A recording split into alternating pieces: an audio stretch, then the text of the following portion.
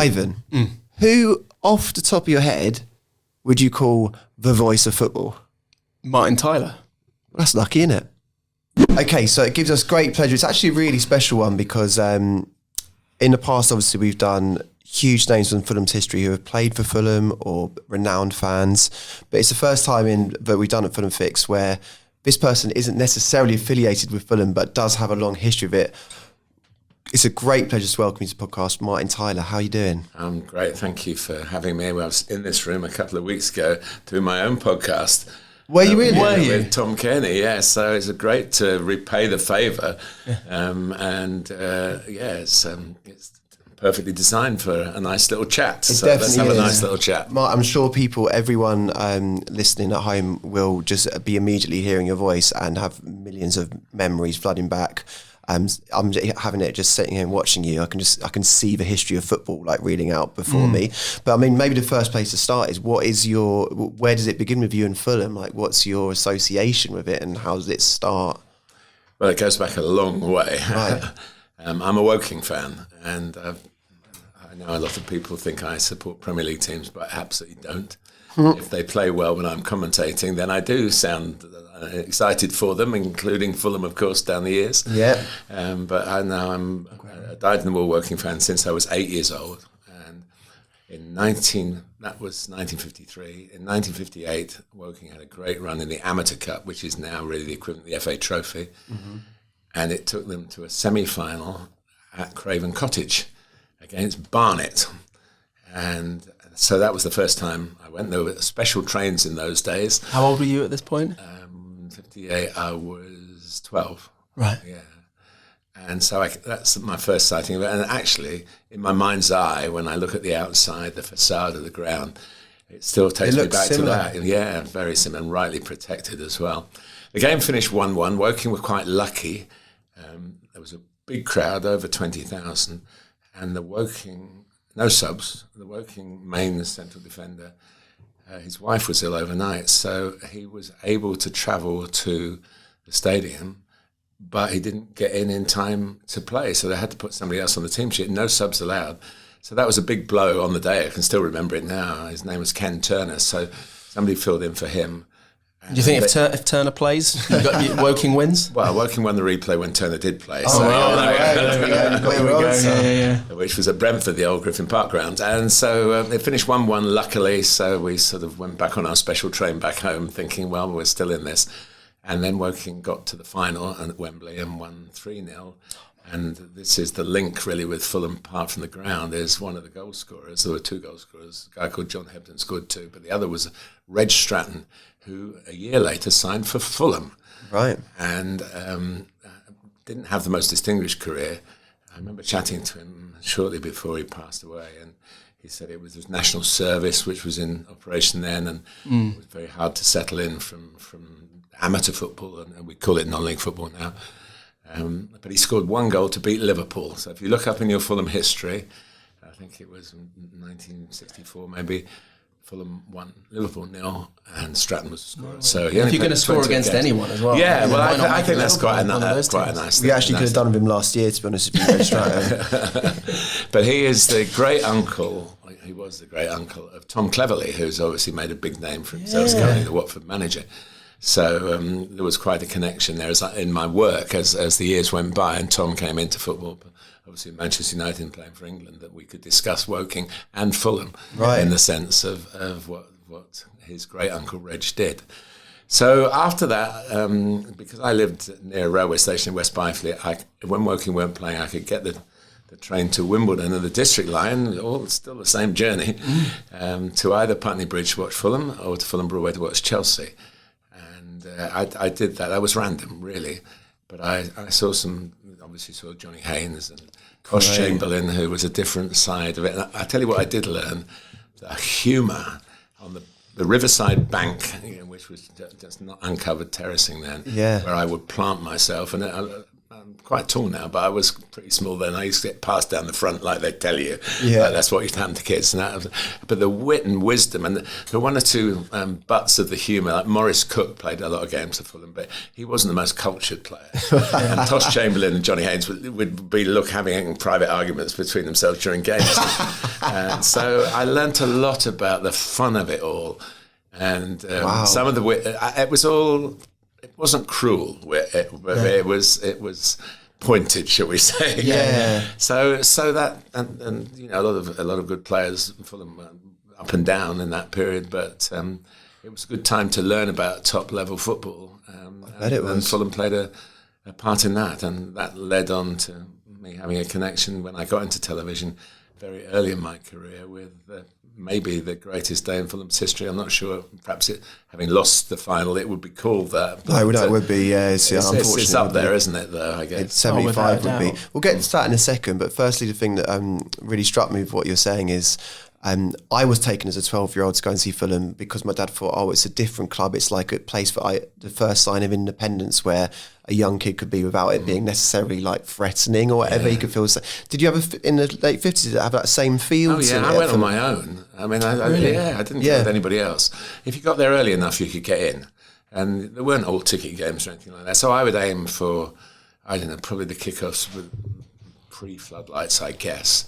The kickoffs would vary, but say it was a 3 o'clock kickoff. If you got there for 1 o'clock, and you got in, and you could go pretty much in the terracing where you wanted to. Although one or two of the old stagers would come up and say, "Oi, son, this is where I stand." Don't stand there. But it was never anything other than friendly banter, really. So it was very safe, and a lot of my early football was going on my own. I had a mate from school I went to Woking with, but if it was a venture up to southwest London, that was just me looking after myself. So that's like the roots. That's interesting to me because like that's almost feels like eventually you're going to become like the voice of football and you're going to plot this and do all that preparation, but getting there 2 hours before a game on your own, you're like absorbing it personally, independently yourself. So you had that instinct from a young age. Yeah, I love the smell of it. Football, I can't explain quite how it happened, because my family on my mother's side are very sporting. One of my uncles played hockey for England. I had 4, maybe 6 relatives who played minor counties cricket for Cheshire, very serious stuff. Right. My grandfather, who bought me my first football, he played a couple of first-class cricket games as well. So there was a lot of sport, but not football, really. Really? So I discovered that, but he must have recognised that. I remember the Christmas, because we went up to Chester, my mum used to go home, take us all up for Christmas. And I got given this football on Christmas Day, and it was confiscated by 4 o'clock because I was kicking it around the house. It was a cold day. I wasn't going outside. I was in tears, literally in tears. So anyway, that's how it all started. And I can't really explain, but the thing about football that I loved very early on was if you go to a park like West Byfleet, there's a recreation ground there, and there were teams that played there, but the nets were kept in the pavilion. So they'd go out, the players were going to play and put the nets up, and then they went back in to get ready to play. So you'd have half an hour before they chase you off with the nets. The goals. and with a ball, and just smashing the ball in the net was just the feeling, so addictive. And, apart from the fact that I came across the Fulham legend John Lacey in my playing career, I scored a few goals, but never when he was marking me. And that's always been the thing for me. And in my commentary, I know that's what a lot of people watch football for. But that moment, that very special moment, I know what they feel like, the goal scorers. And so the excesses of celebration, I understand, and that's to me is still. I played in 79. Last year I played a game and I scored a charity game in Dartford, and it was just the same. And I did say, somebody videoed it. I said, "Well, that's it. That is the last one. I won't." You said that was last year, did you? Last year, yeah. And I showed it to Kit. Were you up front? You up front? Yeah. I was up front. You showed it to Kit Simons. I'm a big lump, really. I showed it to Kit Simons. I saw him somewhere, and he said, "Oh my God," he said, "do you realise how long it took you to get back up again?" And I hadn't seen it like that, Oh, thanks, Kit. He's a defender, so and I I thought, and I can't look at it now without me thinking, because he's absolutely right. I had to slide in to sort of divert it into the corner, and at the time I could have been 25 again at that very moment, you know. So hang on, you slid in for it as well. It was a cut back, and I had to reach forward, so I sort of slid. So you did the classic slide across. Got my right foot around it, hooked it into the corner, and it felt great, but then it didn't look so great. I wish they hadn't videoed it, really. It's on my phone, and I'm not going to show it to you. Listen, we've chatted to a number of ex-players and stuff who are maybe in their sort of 40. Chris Coleman, 50s, doesn't play anymore, doesn't give it a go. And I'm like, the fact that you're still doing, you're still sliding in. No, it's impressive. Yeah, I could have played at Woking earlier this year, but I ended up. It was a lovely Legends game between two teams of old Woking players, all friends and fans of some, and people like Ian Selly played, who was another player played for Fulham. I managed one of the teams, and they wanted to put me on for the last 5 minutes, but we were winning 5-2. Right. I thought, I'm not going to risk it. I want to As win. manager. I want to win here. Kevin Betsy was playing for the other team, who was obviously for Fulham. He's quite young, and he was still playing it. Probably he came over to me. He said, "You've rigged the teams," and I said, "I haven't. I had nothing to do with it. Selly picked the teams. He might have just tilted this way." And then Kevin went off in a high dudgeon and scored two brilliant. I thought the two goals that they scored against us. Yeah. So there's Fulham everywhere I look, really. So but Kevin signed Fulham from Woking, and played in the first Premier League game when they got promotion at Old Trafford, when Louis Saha scored twice, and Fulham were very unlucky to lose 3-2. Kevin came on as sub. It was the 20th appearance for Fulham. Wow, knowledge. And that meant 20 grand for Woking. Oh, really? I knew that. So that was my smart comment, my smart Alec comment. I was about to say, did you say it on the? I think that was his last game. I think obviously had a good lower division career, but he came on at Old Trafford, and I would say, well, that's good news for Woking. And so that you can check. I'm sure if you found the master tape, it would be there. Yeah. Sorry, I've diverted. No, fascinating. Do you know what's in my head of you talking about just the euphoria of scoring a goal and that feeling? It's brilliant. Do you think that's something in the art form of commentary is articulating that in a pure way? Because that's something that you had, that feeling of like, do you know what I mean? Sort of communicating, and it must be tempting to talk too much or too little when that happens when someone scores a goal. Do you know what I'm saying? I think you're onto something in the sense that I can imagine being that person scoring that goal, because I set out in my non-league career. I had 5 years in the Isthmian League, not playing every week, by the way. But scoring goals was my livelihood. You know? The last game I'd done coming here, I don't want to date this, but Chris Wood scored for Nottingham Forest. And I thought, there's somebody who's just limited. He's got limited ability, but good ability. But he knows to play within his constraints. He doesn't try and go off like Adama Traore or a skillful, going back, George Best, Fulham dribbling player. He knows what he can do. And that goal he scored against Crystal Palace, where he caught out a very fine goalkeeper by shooting early, and so I get that. You know, maybe I get that a bit more than should the defender have done this and should the defender have done that. So I think the commentary, I don't come away from 0-0 saying, oh, that wasn't much, because 0-0s can be really brilliant games. Yeah. But if it's a special goal for a special player, a player who hasn't scored, maybe Oliver Skipp, who's now gone to Leicester, but he scored for Spurs in a game. He actually lashed one in from the box of the roof of the net. And I could see what it meant to him, you know? Yeah.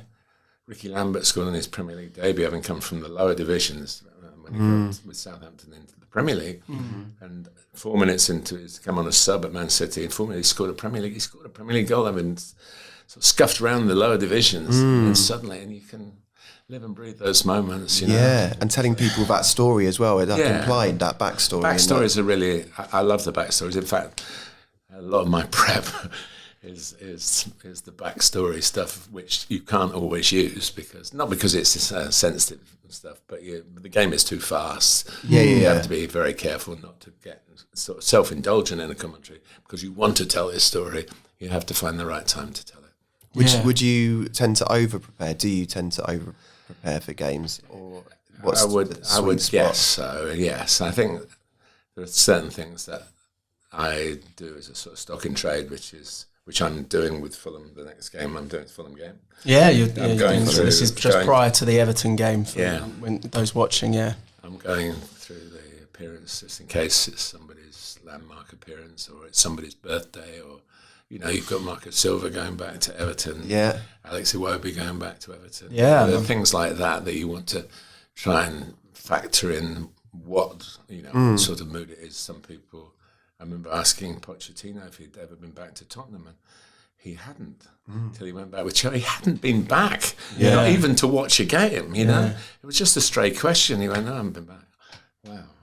Yeah, so that was his first, and I was covering that his first game back last season. So those sort of things, the access to ask people is the hard part, because obviously the players and the management, they're so focused on what they're there to do. Excuse me, do you mind if I ask you? Yeah. I mean, even though I've got sort of, I suppose, age on my side, in the sense that it's harder to fob off an old git like me than it is a young whippersnapper, So, but I try to think I understand when is the right time, or if I really need to know, I have to say, honestly, I'm sorry to ask you this now, but I need to, please, can you help me? And if you can't, you can't, There's no God-given right for a commentator to get all the information. But if you don't ask, you don't get. And I liked the people side of it.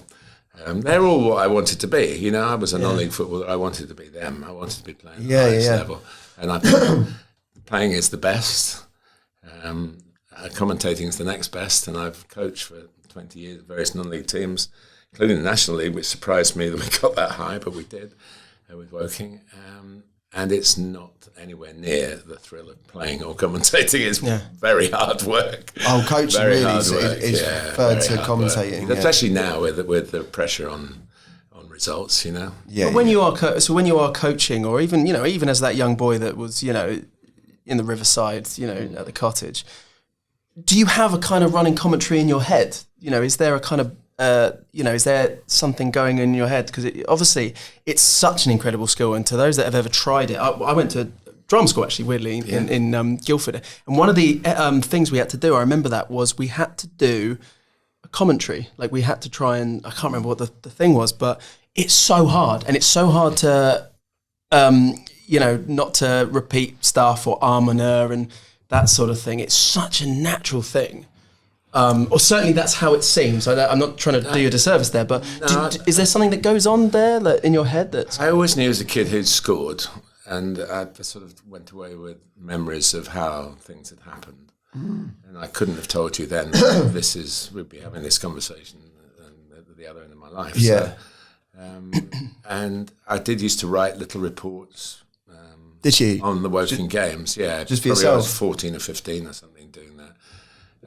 Was that for yourself, or was it for the Woking? It was for myself. And then when I went to university, I wrote the match. I played in the university team in Norwich, East Anglia, and I used to write up the match reports for the newspaper, student newspaper, because I wanted to make sure that they knew that I scored the goals. Yeah, of course. Couldn't let anybody else. Another fantastic goal. Yeah.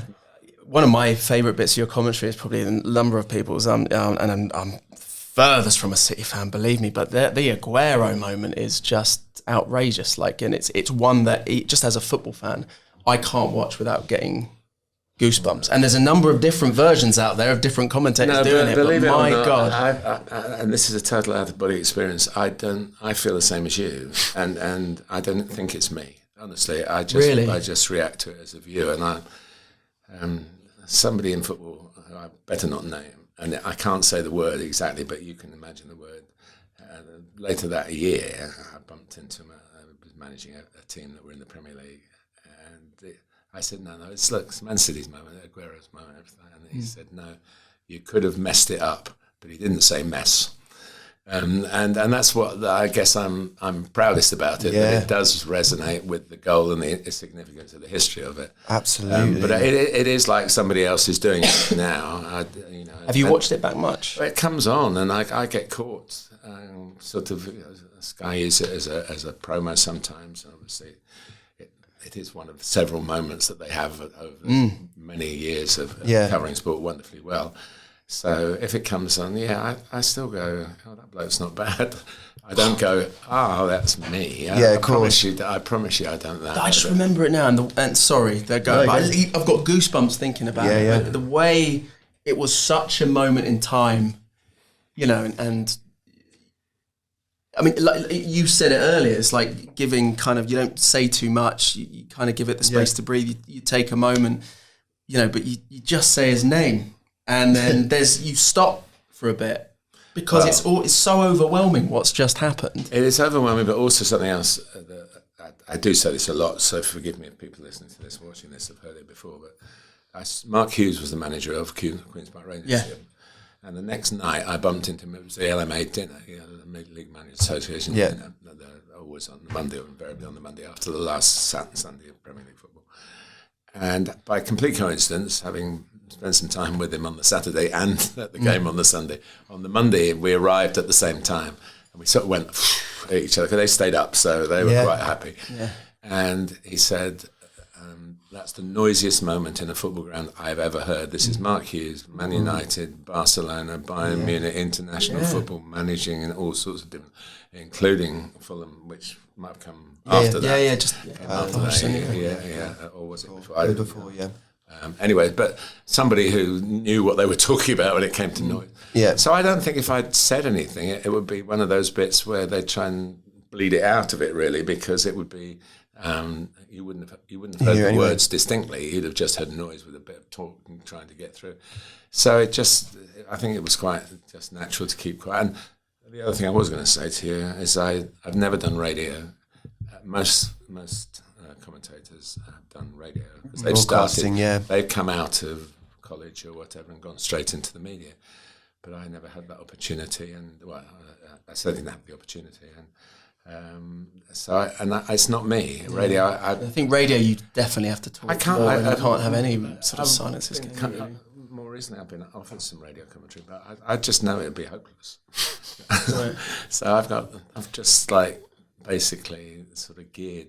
I listened to commentaries mostly on television when I was growing up. Mm-hmm. Yeah. Because the radio commentaries were like 3:00 kickoffs, and I was at games, so I was never listening to it.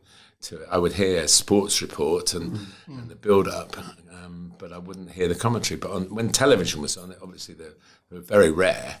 But Kenneth Wolstenholme, who I did get to know in my early years of commentator, was a great BBC television commentator. I did listen, so there must be something. That sort of it was built into your DNA. But it was never. I'm going to grow up and be a football commentator. How many people stop you in the street and ask you to shout Aguero at them? Quite a few, but I've got daily. I can't do it. You're about to ask. I can't do it for one reason. That those moments take you to a place you can only go with those moments. Of course, I could do a pastiche of it or a pale imitation of it. But I do, and it's live, which people are always quite happy with that. Yeah. I won't do Aguero for it, but I go, and it's live! And they go away happy then. Wow, brilliant. So it's all right.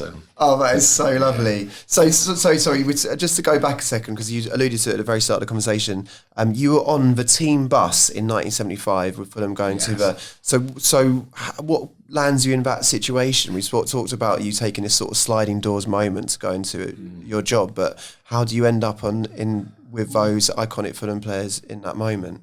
Well, I'm trying to think which...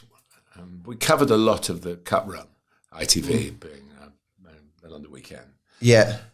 And in particular, the semi-finals both went to replays. Yeah. And there was no live coverage. Maybe the other one, the West Ham semi-final, I think they played Ipswich. Right. Brian Moore went there, maybe with a proper crew, and maybe it was. Yeah. But the other game, the Fulham game, was seen as not, Birmingham weren't so glamorous. And it had been an okay game. And we'd covered the game on the Saturday. I hadn't covered it. I was just editing it.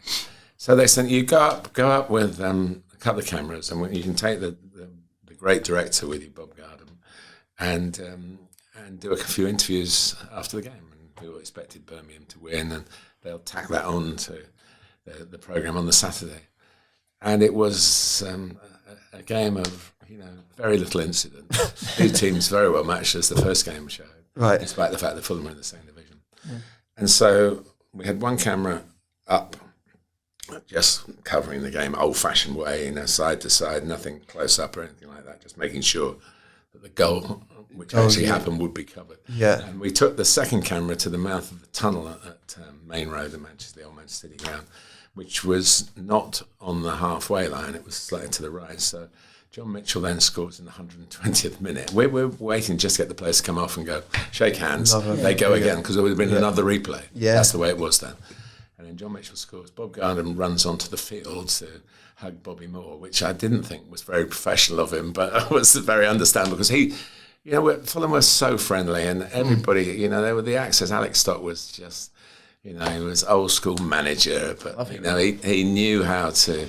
He knew how to lift a dressing room, but he also knew how to play the game. He was very good with the media. And so now I'm going, don't cut off that. We can't have our match director hugging the dramatic. Right. Nowadays, we wouldn't have done that, but this was very proper times. Yeah. So we got them coming in, carrying, I think Strongy got carried up the tunnel on somebody's shoulders, and into the dressing room, and we just filled our boots.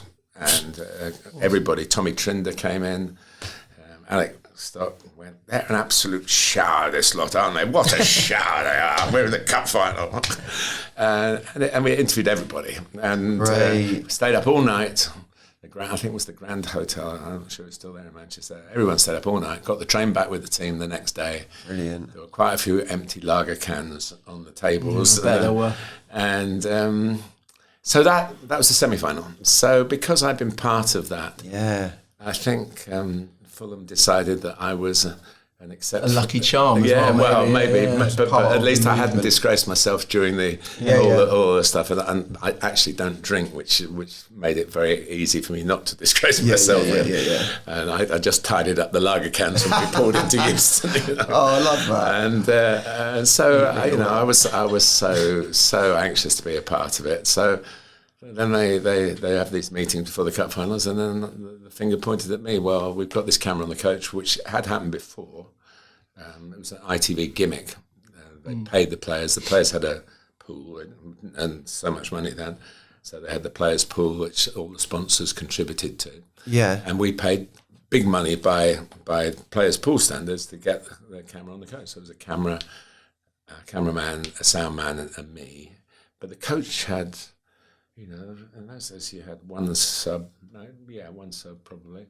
One sub, and maybe a couple of reserves in case somebody weren't sick. You'd have the directors, the club secretary, physio, manager, and assistant manager. So there was plenty of room. It was kind of. I went on the Southampton bus the following year when they beat Man United. So it was a very easy thing to operate. Except technically it was difficult because you only got the cameras working at the hotel.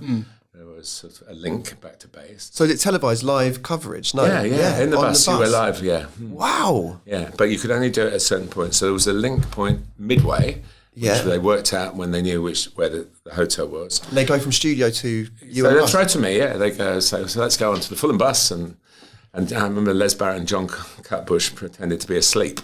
And when I went to interview them, but they cut live. What, you just put in the live, camera? So I got to really excited about playing in the cup final. That's great. And I'm sure they warned me a little bit. We were going to do it. I didn't sort of throw me. But the World Cup winning captain, when we pulled away from the West Lodge part of the hotel, shouted out, "Get the lagers out, lads!" And he was only half joking, I think. Right. And so it was good fun. It was it was a great bunch, and to be honest with you, you get so attracted. You're part of it, really. I really wanted Fulham to win, although my best mate of all the players involved was the West Ham goalkeeper, Mervyn Dyer. I don't think by then, but I became godfather to his firstborn, his daughter. Right. So we were really. I'd been to interview him. He was a teenage prodigy, and I think he was only 19 or 20 when he played in the cup final. Right. And he shut Fulham out. Yeah. Peter Mellor, sadly, at the other end, couldn't shut West Ham out. And I still see Alan Taylor, who scored the goals. He's an ambassador at West Ham. So football's like that, you know. There's always some. That's why we remember it all so well, because we're still talking about it all these years later. So it was a great thrill to do that. And I've been in television less than 2 years, so it was.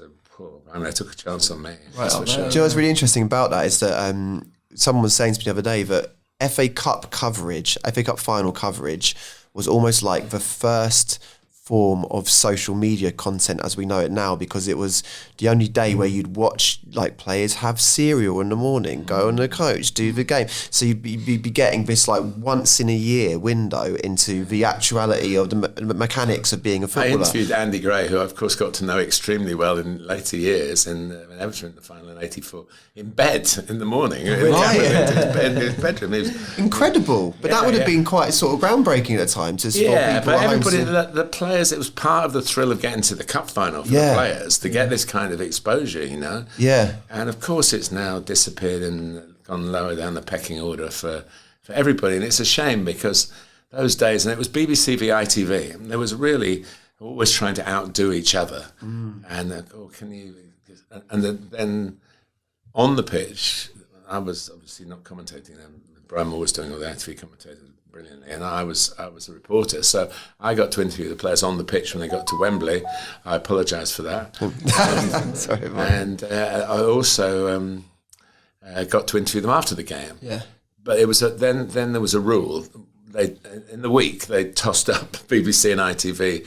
So you had a pecking order. So you go, he's my first one. Oh, he's just scored the winning goal. That's fantastic. He's on our list. Right. Things like that. And so if you watch the team walk around with the cup at the end of the game, the lap of honour after the presentation, there's shots of people like me trying to get them into the tunnel to the interview position, or to say to them, look, when you're ready, you're with us, not with them. You know, and it was very competitive. To be honest. It really was. Yeah. I don't want to be really crude chronologically, but I'm just trying to tie it in for younger Fulham fans who remember you commentating on Fulham games. Way back. You have to be 80 to understand this conversation. Well, no, I mean, you two are doing very well. You're not even 80 between you. I think people, honestly, it's so fascinating. You could have endless conversation about this, and we will have next year because it's 50 years anniversary of that game. But the thing that you end up doing decades later is famously Fulham's first game back in the Premier League at Old Trafford. Do you remember anything about that?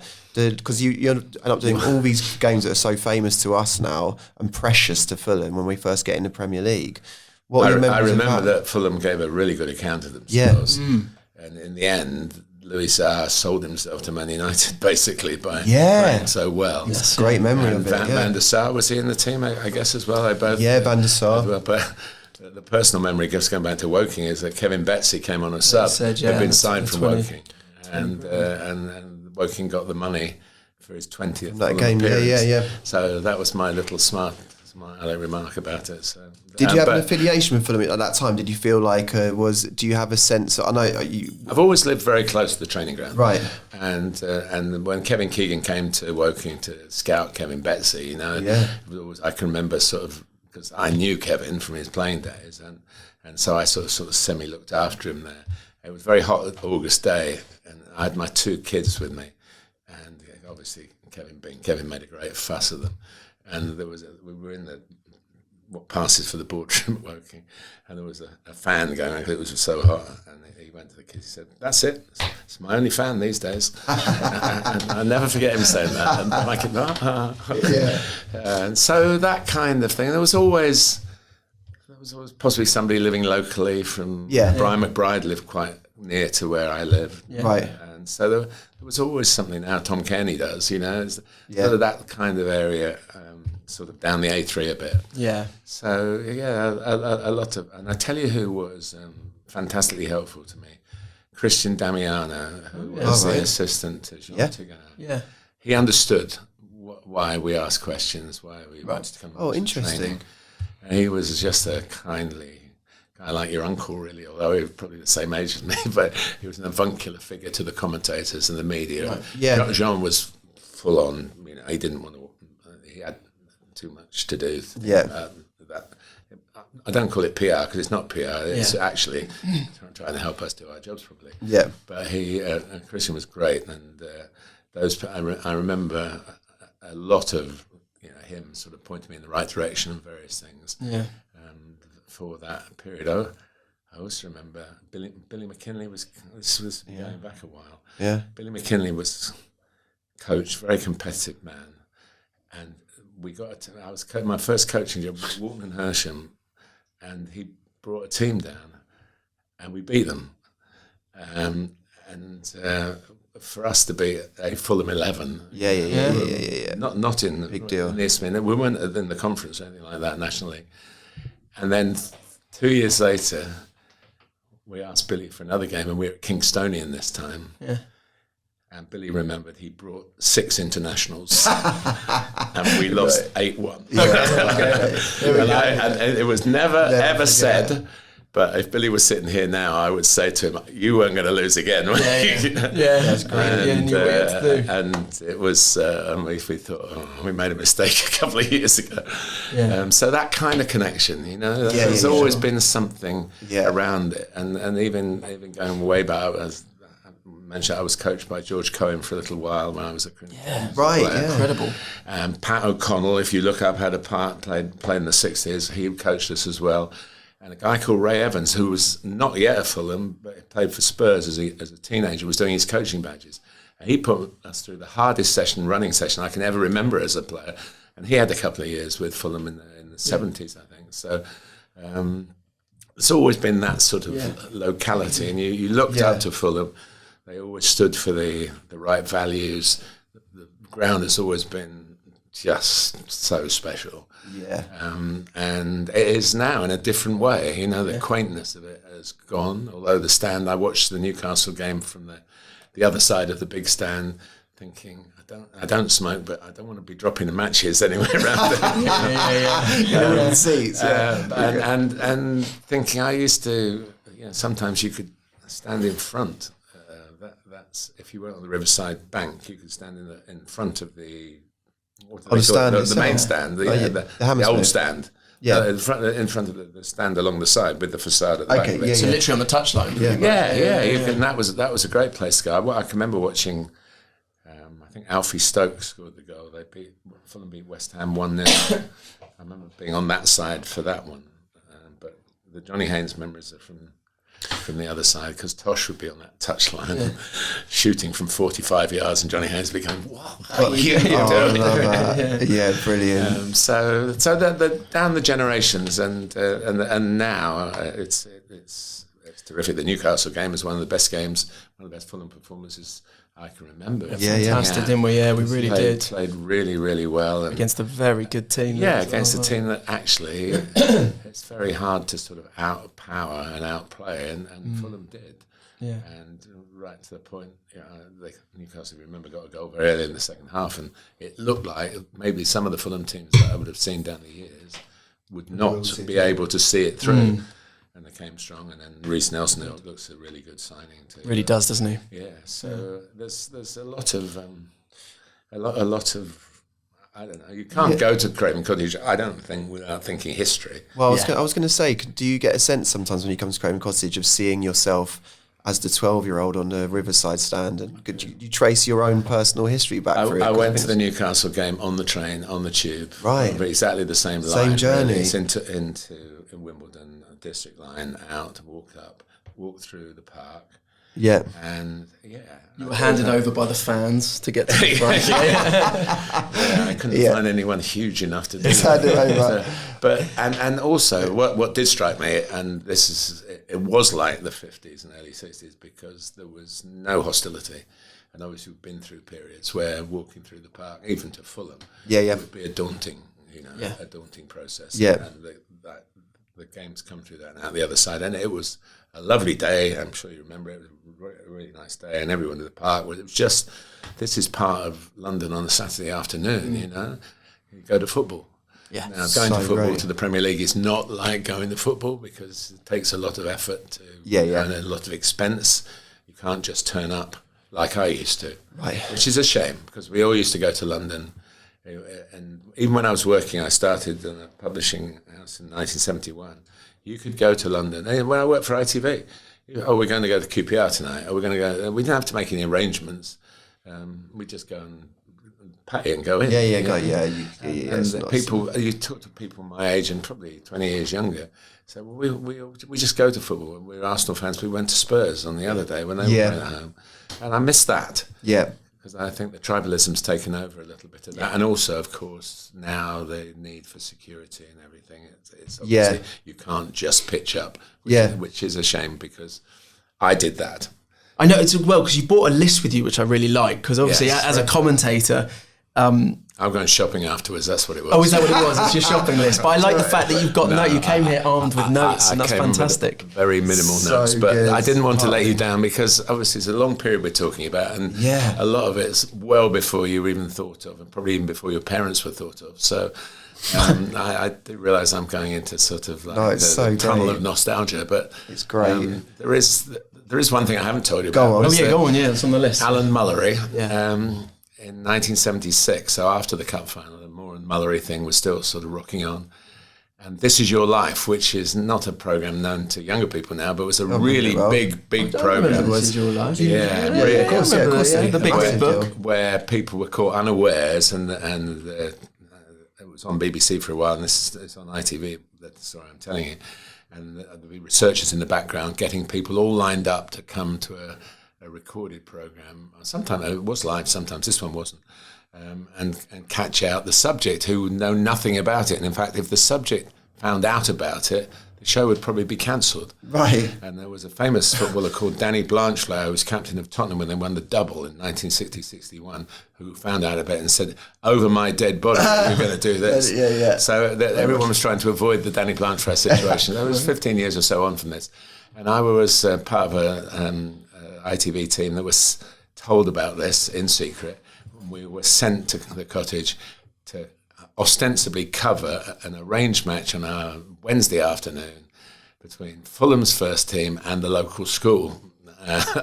So I don't know what the players were told. Probably most of the players were told what was going to happen. But I'm not sure because the dressing room is a terrible place for gossiping, so they might not have been told. So we were actually sent to cover the game, and then we were allowed to walk on the pitch.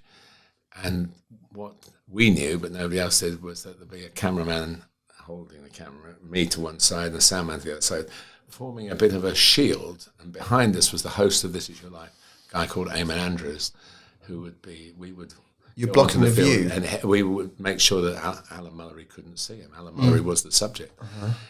So we went onto the field and Eamon said, "Which one is he?" I'll never forget that as long as I live. I'm sure, God rest his soul, I apologise for that. But why not? You want to get it right, don't you? Of course, you had the wrong person. I just said, no, well, we got onto a football ground with like 11 men there, and he obviously wasn't one of the boys. Yeah, they're all wearing the same clothes. And so he jumped out with this big red book, which was the script for the programme. Yeah. And Alan Mullery, This Is Your Life. And Mullers was suitably shocked by it all. There are one or two stills on the internet where you can see that, and that was the start of the day. And in the evening, so this was probably 2 o'clock, 2:30 in the afternoon. In the evening, we went to Thames Television Studios, the old Thames Studios in Euston Road. And then the guests were all. So he didn't have any idea who was going to come. So it is all surprising. It's all done in that one day. Yeah, it's all brilliant. Well, I'm sure there were different ways, but this one was done in that one day. And the big thrill for me was that I had no way of getting to. They invited us all as part of the sort of day to come to the show in the evening. I had no way of getting there. I don't know how I probably got a lift from South Bank where the studios were, and I got a lift to Thames Television from Bobby Moore. Which you can imagine. So good. I mean, I'm still starstruck by football today, really. But then that was less than 10 years. They won the World Cup, and he was just such an iconic person as well as a figure in the game. And was he a good driver? He was a very good driver. Well, that's good. He was a very good host. Yeah. But it was, again, one of those experiences. I'm sitting in this very nice car, driven by the World Cup winning captain, just him and me, weaving through the streets of London, from southwest London to the Marylebone Road where the studios were.